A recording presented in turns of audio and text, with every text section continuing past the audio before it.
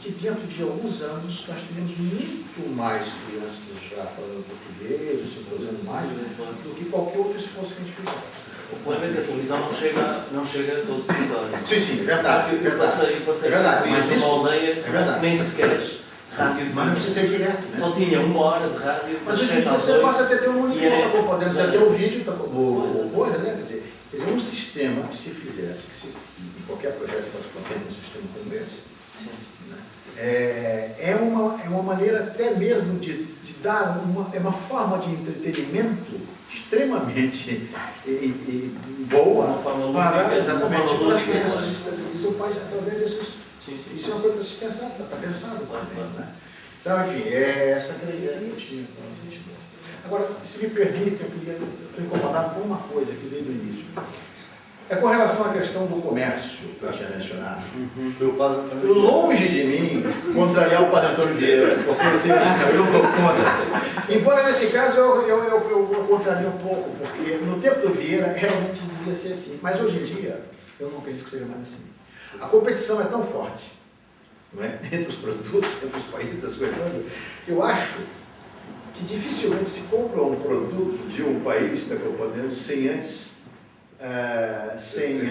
não ouvir uma música desse país, comprar um livro desse país, ver um filme desse país, ter uma ideia mais clara, está compreendendo, desse país. Isso pode ser uma coisa meio utópica da minha parte, mas eu quero falar o seguinte: a CPLP se interessa sim pelo comércio, só que não está dentro das atribuições da CPLP. Mas, por exemplo, existe o comitê, existe um conselho empresarial na CPLP formado por empresários dos diversos países. Funciona mal. Funciona mal. O português funciona mal.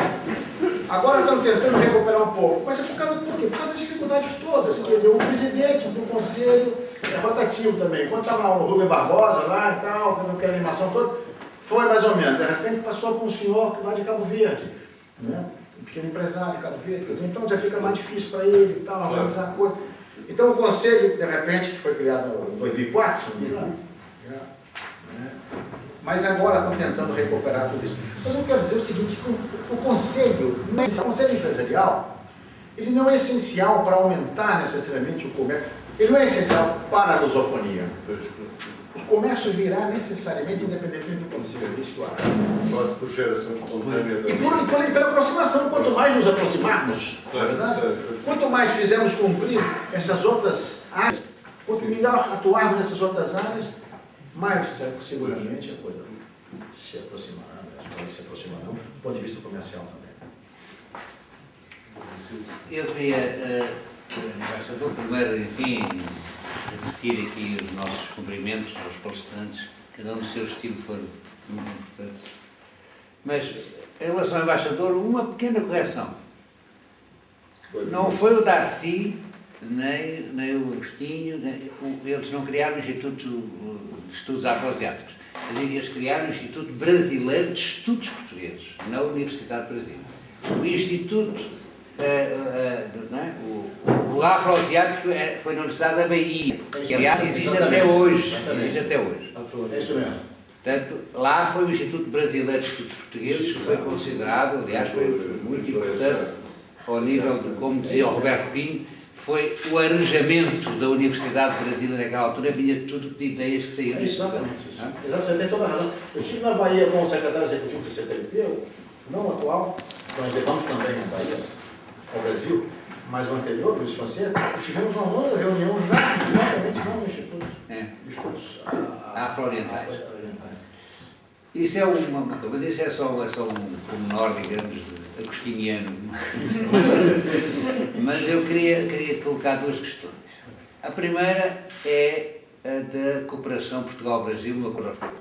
Ou seja, eu considero que se não existir um entendimento pragmático, que temos primeiro que tudo reconhecer aqui que foi o Brasil, generosamente, que ofereceu a Portugal a oportunidade de não ficar daqui a 10 ou 15 anos a ser o único país que escrevia na ortografia portuguesa. Foi o Brasil que nos obrigou, digamos, no bom sentido, a tomar uma posição consciente de que este era o caminho. Mas agora existe uma situação, para além de Portugal Portugal pode levar mais tempo, eu estou de acordo com o embaixador, na medida em que começarem um jornal português que decida fazer o que fizeram os jornais brasileiros, as revistas que passarem a adotar, os 5, 6 anos virão para 3, para 4, rapidamente, não? Com os corretores ortográficos que já existem dentro da parte da internet, quer dizer, o processo vai ser muito mais rápido. Então, é absolutamente indiscutível que nós vamos ter o acordo ortográfico a funcionar. Agora, na medida em que já se, por exemplo, Cabo Verde disse, não é? Que quer começar dentro de 6 meses, isso é que eu penso e perguntaria se dentro da própria CPLP, e fora da CPLP, exatamente por opiniões de organizações à volta disto, fazer com que Portugal e Brasil ajudem a que nesses países, portanto nos restantes países, exista isso. Isto é um tema. O outro é o problema do ILP. O embaixador diz que vai tentar e tal. Eu perguntaria, eu só gostava de ter uma curiosidade seguinte: o ILP não segue o mesmo critério, digamos, de rotatividade? Segue. E a seguir a Angola não veio o Brasil?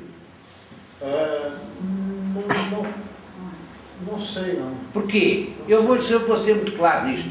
Nós sabemos, o senhor conhece também muita gente dentro do Brasil que está, digamos, dentro do ILP, a tentar que as coisas funcionem um pouco melhor.